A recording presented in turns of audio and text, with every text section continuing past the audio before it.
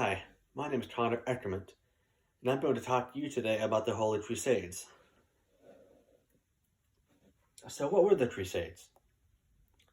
They were holy wars that were fought over religion as well as some other things, and as WPI.edu says, it started with the rise of the Turks in the 10th century, which led to the Seljuk Empire from 1050, which lasted for about 30 years until it fell, which led to the formation of different groups of Turks, which became the enemies of the Crusaders.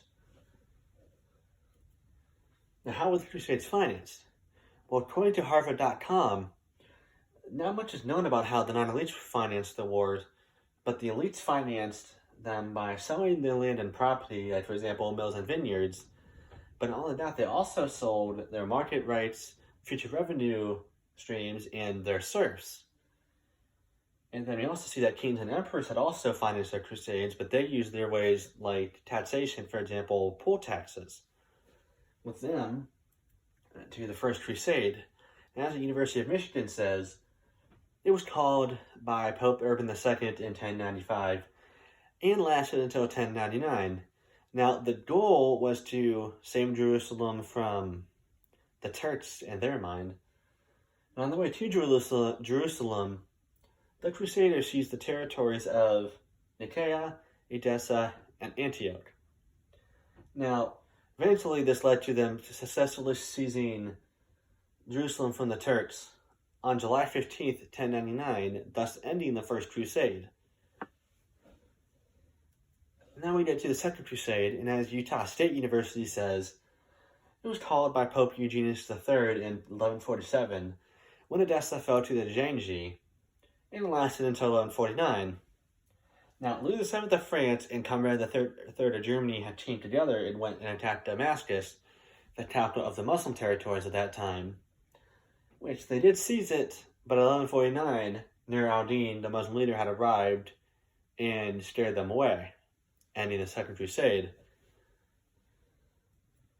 Now we get to the Third Crusade, which began in 1189 when Egypt captured Jerusalem and the Crusaders had lost the Battle of Hattin. And as the University of Michigan says, it lasted until 1192.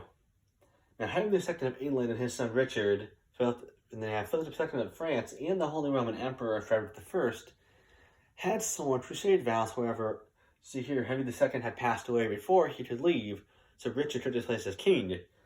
But Frederick left first in 1190, but was killed a year later. And we see that Richard and Philip II had went and defeated Acre before Philip had went home back to his people for reasons. And then Richard had attempted to take Jerusalem, but eventually he decided just to make peace with Egypt's Sultan and then go back home, take care of his problems at home. But unfortunately, neither of them made it home as they were killed on the way back. And now we get to the Fourth Crusade. As the University of Michigan says, it was called 1198 by Pope Innocent in an attempt to regain Jerusalem. Now, it didn't start until 1202, though, and it only lasted 2 years until 1204. And the Crusaders started by seizing the port of Zara from the King of Hungary before capturing Constantinople. Now, in 1204, there was a time where Constantinople was recaptured by Marzulis, but then it was recaptured by the Crusaders again, but this time decided to plunder it, which ending what is called the last major crusade out of the 7 Crusades. Now we get to the Fifth Crusade, as Utah State University says. It was called in 1217 in an attempt at regaining Egypt from the Turks and lasted until 1221. It happened in 2 parts, starting from 1217 to 1219. Idris II of Hungary had tried to take Acre, but had failed. Once defeated, we get from 1219 to 1221, we have Cardinal Palladius of Portugal, who led an expedition of Egypt, which had captured Damietta, but he was defeated in Ceara.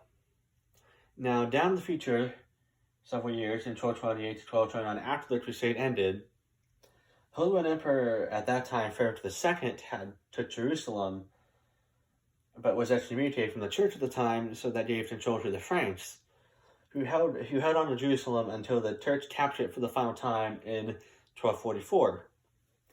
And then we get to the Sixth Crusade, as the University of Michigan says, it was called another attempt at taking back Jerusalem from the Turks, which is a very common theme here. And this lasted from 1248 to 1254. And Louis IX of France led the invasion of Egypt, but had took Damietta before he was defeated in Mansour, in which he was actually captured, so he's forced to give up Damietta for his safe release, which did happen. Then led to the Seventh Crusade, where in 1270, when Louis IX of France went to defeat Egypt again and take the Holy Land, which started when he attacked Tunis. Unfortunately, it didn't last too long because he was killed not too long afterwards, leading to the defeat of his army. And that ended the Seventh Crusade. Now, when it comes to Crusades, how do they affect the Western world? So, there was a lot of political, economic, and social troubles going on, like diseases ravaging the world, governments couldn't afford to take care of their people, property value was down, people couldn't afford basic food and pleasantries, constant fighting was going on internally and externally. And eventually Europe did recover, but even today the religious tension is still there. Now, in conclusion, as you see, the Crusades caused a lot of bloodshed and destruction.